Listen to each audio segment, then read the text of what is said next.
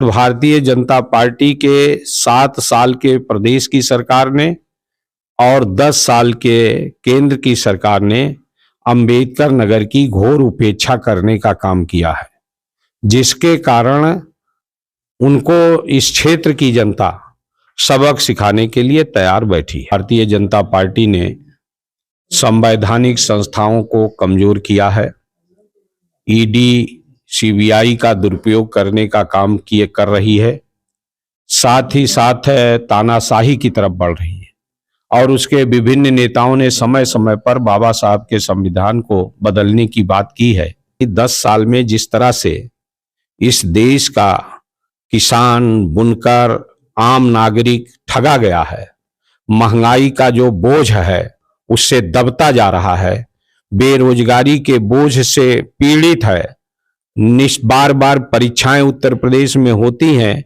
और leak paper हो रहे हैं, साथ ही साथ छुट्टे जानवरों का जो समस्या है जिसके कारण लोगों की फसलें नष्ट हो रही है। इन सारे मुद्दों के आधार पर अब की बार 100 तक की संख्या में भाजपा को इस देश की जनता पहुंचाने का काम करेगी। इस देश के संविधान को बचाने के लिए, लोकशाही को बचाए रखने के लिए और साथ ही साथ बेरोजगार नौजवानों को रोजगार देने के लिए, किसान और बुनकर को उनका उत्पादन का लाभकारी मूल्य, उनको सुविधाएं दिलाने के लिए एकजुट होकर समाजवादी पार्टी को अपना मत देकर भारतीय जनता पार्टी को सबक सिखाने का काम करें। पीडीए का जो नारा श्री अखिलेश यादव जी ने दिया है, आज वो चरितार्थ हो रहा है टिकट के रूप में।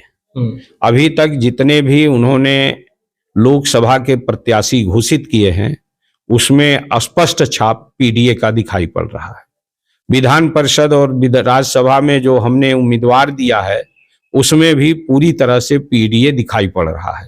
तो निश्चित रूप से जो देश की बड़ी मीडिया है, जो मुख्य मीडिया है, वो आज अपने रास्ते से भटक गई है और वो मोदी जी की कठपुतली बन गई है। तो मुद्दा रोजगार का, महंगाई का और किसान के उत्पादन का लाभकारी मूल्य का, ये मुख्य रूप से ये मुद्दे यहाँ पर हैं। हमारी पहली प्राथमिकता होगी कि इलाज की समुचित व्यवस्था हो। इस मेडिकल कॉलेज को एम्स की तरह विकसित करने का हमारा उद्देश्य है और हमारी केंद्र में सरकार बनने पर हम पूरा प्रयास करेंगे कि अंबेडकर नगर में एम्स की स्थापना हो। नमस्कार, भारत टीवी न्यूज का खास कार्यक्रम कौन बनेगा प्रधानमंत्री देख रहे हैं आप सभी का बहुत बहुत स्वागत है और आपके साथ में इमरान। देश में लोकसभा चुनाव की तारीखों का ऐलान कर दिया गया है। चुनाव आयोग ने घोषणा कर दी है और पूरे देश में जो चुनाव है लोकसभा का वो 7 चरण में कराया जाना है। ये हम लोग पूर्वांचल में हैं और ये लोकसभा क्षेत्र है अंबेडकर नगर और यहाँ 6वें चरण में चुनाव होना है, यानी कि 25 मई को यहाँ पर वोट डाले जाएंगे। 4 जून को नतीजे आएंगे और उसके बाद ही तय होगा कि अब देश का नया प्रधानमंत्री कौन होगा। हमसे बातचीत करने के लिए बता दें कि वर्तमान में विधायक हैं, अंबेडकर नगर की कटहरी विधानसभा से विधायक, समाजवादी पार्टी के वर्तमान में राष्ट्रीय महासचिव हैं और लोकसभा के प्रत्याशी बनाए गए हैं समाजवादी पार्टी की तरफ से और पूर्व में कैबिनेट मंत्री भी रहे हैं, बड़े नेता हैं लालजी वर्मा। बातचीत करेंगे। सबसे पहले लालजी वर्मा जी, आपका भारत टीवी न्यूज पर बहुत बहुत स्वागत है। बहुत बहुत धन्यवाद। पहला सवाल यही रहेगा, किस तरह की तैयारी चल रही है चुनाव को लेकर के? जो है चुनाव आयोग की तरफ से तारीखों का ऐलान कर दिया गया है, तो तैयारी किस तरह की है और किस तरह का समर्थन मिल रहा है जब जनता के बीच जा रहे हैं? ये अंबेडकर नगर में समाजवादी पार्टी का धरातल पर असर है और यहाँ कार्यकर्ता चुनाव लड़ने के लिए पूरी तरह से तैयार है और मैं, आप जैसा जानते हैं कि मैं लगातार क्षेत्र में ही रहकर अपने कार्यकर्ताओं से, आम जनता से हमेशा संपर्क में रहता हूं और हमें पूरा विश्वास है कि समाजवादी पार्टी के राष्ट्रीय अध्यक्ष श्री अखिलेश यादव जी के जो उन्होंने यहाँ पर उम्मीदवार घोषित किया है, मुझे उसके लिए आभार व्यक्त करते हुए मुझे पूरा विश्वास है कि श्री अखिलेश यादव पर विश्वास करके इस क्षेत्र की महान जनता समाजवादी पार्टी को भारी मतों से जिताने का काम करेगी।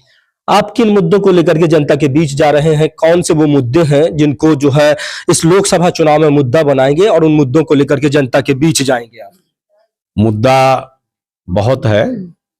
10 सालों की भारतीय जनता पार्टी ने संवैधानिक संस्थाओं को कमजोर किया है।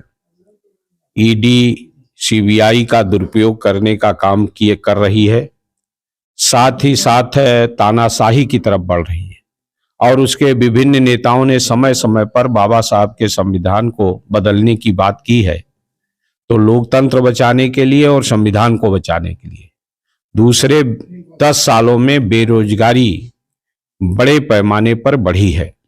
नौजवान युवकों को रोजगार नहीं मिल पा रहा है, तो मुद्दा रोजगार का, महंगाई का और किसान के उत्पादन का लाभकारी मूल्य का, ये मुख्य रूप से ये मुद्दे यहाँ पर हैं। पिछली बार जो सांसद चुने गए थे, हालांकि ये सीट जो है अंबेडकर नगर वो गठबंधन के खाते में गई थी और सपा और बसपा से जो सांसद बने थे रितेश पांडे, अब वो भारतीय जनता पार्टी के टिकट पर दावेदारी पेश कर रहे हैं, तो उसको कितना चुनौतीपूर्ण देखते हैं? श्री रितेश पांडे जी का परिवार हमेशा स्वार्थ की राजनीति किया है, अपने बिजनेस को बढ़ाने की राजनीति किया है और समय समय पर वो किसी एक दल के होकर नहीं रहे हैं। उन्होंने जहां से भी थोड़ा सा उनका अनबन हुआ उसको छोड़कर दूसरी पार्टी में गए हैं। 5 साल सांसद रहने के बाद आम जनता के बीच में और इस क्षेत्र के विकास में उनका कोई योगदान नहीं है और साथ ही साथ भारतीय जनता पार्टी के 7 साल के प्रदेश की सरकार ने और 10 साल के केंद्र की सरकार ने अंबेडकर नगर की घोर उपेक्षा करने का काम किया है, जिसके कारण उनको इस क्षेत्र की जनता सबक सिखाने के लिए तैयार बैठी है। सबक सिखाने के लिए तैयार बैठी है। अभी हाल ही में एक मुद्दा बहुत ज्यादा गूंज रहा है, इलेक्टोरल बॉन्ड का जो मुद्दा है लगातार पूरे देश में सुर्खियों में है, तो उस पर कैसे देखते हैं, क्या राय है आपकी? देखिए, लोकतंत्र में लोकलाज और पारदर्शिता महत्वपूर्ण होता है। ये इलेक्टोरल बॉन्ड का जो स्कीम माननीय मोदी जी ले आए, ये निश्चित रूप से भ्रष्टाचार को बढ़ावा देने का एक तरह से रास्ता था और जिस तरह से एक सत्तारूढ़ पार्टी को ही इलेक्टोरल बॉन्ड के माध्यम से बड़ी धनराशि प्राप्त हुई, ये कहीं न कहीं इस बात को उजागर करता है कि उसके पीछे भ्रष्टाचार एक प्रमुख स्थान है और किसी कार्य के बदले ही बड़ी बड़ी जो धनराशि कोई देता है तो निश्चित रूप से उससे उसका लाभ निश्चित रहता है, तभी इतनी बड़ी धनराशि देता है और ये उजागर हो रहा है। आप अभी तक विधायक हैं, वर्तमान में विधायक हैं कटहरी विधानसभा से। जाहिर सी बात है अब लोकसभा चुनाव में हैं तो जिम्मेदारी बढ़ेगी। एक विधानसभा से निकल करके आप 5 विधानसभाओं की जो है जिम्मेदारी रहेगी, तो इस जिम्मेदारी को कैसे देखते हैं? क्योंकि अब जिम्मेदारी जो है वो बढ़ने वाली है, एक विधानसभा से निकलकर आप 5 विधानसभा लोकसभा क्षेत्र बनेगा। मैं 1980 से राजनीति में हूँ और हमारा पूरा क्षेत्र, पूरा जिला रहा है। पहले फैजाबाद जिला था, बाद में अंबेडकर नगर अलग जिला बना, तो हम लोग हमेशा सभी क्षेत्रों में काम करते रहे हैं और संगठन के माध्यम से भी संगठन की जो जिम्मेदारियां रहीं, मैं उसके निर्वहन में भी प्रदेश और क्षेत्र दोनों में काम करता रहा और आज भी मैं महसूस करता हूं कि पूरे जिले की जो जनता है वो हमारे कार्यों को अच्छी तरह जानती है और सभी लोग परिचित हैं, जिसके कारण कोई कठिनाई आने वाली नहीं है। पहले कटहरी के विधायक के रूप में भी हमने सभी क्षेत्रों के लोगों की सेवा करने का काम किया। अंबेडकर नगर के स्थानीय मुद्दे क्या हैं? अंबेडकर नगर की जनता अगर आपको चुनाव जिता करके सदन भेजती है और देश की जो है आप लोकसभा जाएंगे, तो किस तरह की जो जिम्मेदारियां रहेंगी और क्या जो है यहाँ के मुख्य मुद्दे रहेंगे जिन पर सबसे पहले काम करेंगे? देखिए, यहाँ का जो सबसे प्रमुख मुद्दा है वो लोगों का चिकित्सा और साथ ही साथ शिक्षा की तरफ कैसे उनका बढ़ सके और अधिक, उस पर विशेष जोर देने की आवश्यकता है।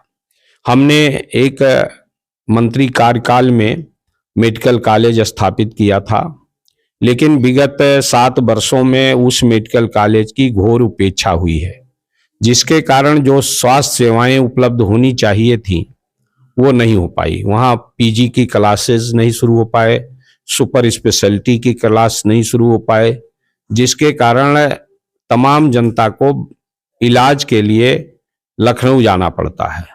हमारी पहली प्राथमिकता होगी कि इलाज की समुचित व्यवस्था हो। इस मेडिकल कॉलेज को एम्स की तरह विकसित करने का हमारा उद्देश्य है और हमारी केंद्र में सरकार बनने पर हम पूरा प्रयास करेंगे कि अंबेडकर नगर में एम्स की स्थापना हो। दूसरा, बेरोजगारी सबसे बड़ी समस्या है।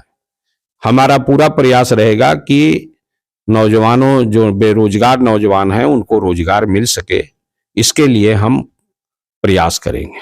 भारतीय जनता पार्टी की तरफ से अब की बार 400 पार का नारा दिया जा रहा है। देश के प्रधानमंत्री लगातार 370 सीटों की बात कर रहे हैं और बता रहे हैं कि एनडीए मिलाकर के जो है इस बार 400 सीटें लेकर के आ रहा है। उस पर क्या राय रखते हैं? देखिए, हर पार्टी अपने वर्कर को मोटिवेट करने के लिए इस तरह के नारा देने का काम करती है, लेकिन हमें पूरा विश्वास है कि 10 साल में जिस तरह से इस देश का किसान, बुनकर, आम नागरिक ठगा गया है, महंगाई का जो बोझ है उससे दबता जा रहा है, बेरोजगारी के बोझ से पीड़ित है, बार बार परीक्षाएं उत्तर प्रदेश में होती हैं और लीक पेपर हो रहे हैं, साथ ही साथ छुट्टे जानवरों का जो समस्या है जिसके कारण लोगों की फसलें नष्ट हो रही है, इन सारे मुद्दों के आधार पर, और दूसरा सबसे बड़ा मुद्दा जो है कि ये सरकार तानाशाही की तरफ बढ़ रही है। विपक्षी नेताओं को जिस तरह से फर्जी मामलों में फंसाकर जेल भेजने का प्रयास कर रही है, और वही नेता जब भाजपा ज्वाइन कर लेते हैं तो डिप्टी सीएम और सीएम बन जाते हैं। इन बातों को प्रदेश की और देश की जनता देख रही है। अब की बार 100 तक की संख्या में भाजपा को इस देश की जनता पहुंचाने का काम करेगी। विपक्ष लगातार एक आरोप लगा रहा है, कह रहा है कि समाजवादी पार्टी की तरफ से एक नारा बुलंद किया जा रहा है पीडीए का। बात पीडीए की नारे की जा रही है, लेकिन कह रहे हैं धरातल पर वो पीडीए जो है वो दिखाई नहीं दे रहा है, पीडीए लगातार टूटता जा रहा है। पीडीए का जो नारा श्री अखिलेश यादव जी ने दिया है, आज वो चरितार्थ हो रहा है टिकट के रूप में। अभी तक जितने भी उन्होंने लोकसभा के प्रत्याशी घोषित किए हैं उसमें स्पष्ट छाप पीडीए का दिखाई पड़ रहा है। विधान परिषद और राज्यसभा में जो हमने उम्मीदवार दिया है उसमें भी पूरी तरह से पीडीए दिखाई पड़ रहा है। तो धरातल पर अब काम हो रहा है, और उस धरातल पर काम होने के कारण बड़े पैमाने पर पीडीए का जो समाज है वो पूरी तरह से संगठित हो रहा है और एनडीए को हराने के लिए पूरी तरह से आज तैयार है। अंतिम सवाल रहेगा, लगातार जो है हम देखते हैं समाजवादी पार्टी के मुखिया मीडिया पर मुखर होकर के बोलते नजर आते हैं और मीडिया को लेकर के शिकायत करते हैं। मेन स्ट्रीम मीडिया से मुख्यधारा का जो मीडिया है उससे बड़ी शिकायतें हैं विपक्ष की। तो मुख्यधारा के मीडिया से इतनी शिकायतें क्यों हैं विपक्ष की? देखिए, आज मुख्यधारा की जो मीडिया है वो अडानी, अंबानी और तमाम पूंजीपतियों की मुख्य मीडिया है, और चूंकि बड़े पूंजीपतियों को भाजपा लाभ पहुंचाती है, 14 लाख करोड़ रुपए का कर्ज जो है राइट ऑफ करना उनको लाभ पहुंचाने के समान है, बड़ा लाभ पहुंचाया है, जिसके कारण उनकी मीडिया हमेशा श्री मोदी जी का गुणगान करती रहती है और उनके झूठे बातों को भी चलाती रहती है। साथ ही देश में नफरत फैलाने के लिए एजेंडा सेट करती है और उसके लिए समय समय पर डिबेट कराकर ऐसे लोगों को वहां पर बुलाकर जिससे नफरत फैले, इस कार्यक्रम को करती है। तो निश्चित रूप से जो देश की बड़ी मीडिया है, जो मुख्य मीडिया है, वो आज अपने रास्ते से भटक गई है और वो मोदी जी की कठपुतली बन गई है। तो जिसके कारण उस पर आक्रमण करना केवल आक्रमण करना नहीं है, यथार्थ को बताना है। समाजवादी पार्टी के राष्ट्रीय महासचिव रहे और विधान परिषद के सदस्य रहे स्वामी प्रसाद मौर्य ने हाल ही में अलग होकर के एक नई पार्टी का गठन किया है। तो उससे जो है इंडिया गठबंधन को या समाजवादी पार्टी को किस तरह का नफा नुकसान देखते हैं आप? देखिए, जो समाजवादी पार्टी को एक विचारधारा की पार्टी है और आदरणीय श्री अखिलेश यादव जी के नेतृत्व में डॉक्टर लोहिया और डॉक्टर अंबेडकर को विचारधारा को समाहित करके, चौधरी चरण सिंह की नीतियों को समाहित करके वो चलने का काम कर रही है। व्यक्ति आता है और जाता है, उससे संगठन पर थोड़े समय के लिए कुछ हानि और लाभ तो हो सकता है, लेकिन बड़ा लाभ, बड़ी हानि कोई होने वाली नहीं, उसका कोई असर नहीं पड़ेगा। और निश्चित रूप से समाजवादी पार्टी उत्तर प्रदेश में उसका जो गठबंधन है वो 80 की 80 सीटें जीतने में कामयाब होगा। भारत टीवी न्यूज के माध्यम से अंबेडकर नगर की जो जनता है उसको क्या संदेश देना चाहेंगे? मेरा अंबेडकर नगर की जनता से यही अपील है कि वो इस अंतिम सवाल है, समाजवादी पार्टी का क्या लक्ष्य है? कितनी सीटों का लक्ष्य लेकर के आप लोग चल रहे हैं? जिस तरह से भारतीय जनता पार्टी की तरफ से 370 और 400 सीटों का दावा किया जा रहा है, समाजवादी पार्टी का क्या लक्ष्य है? उत्तर प्रदेश में समाजवादी पार्टी प्रमुख पार्टी है और हमें पूरा विश्वास है कि उत्तर प्रदेश में समाजवादी पार्टी का गठबंधन 80 की 80 सीटों पर जीतेगा।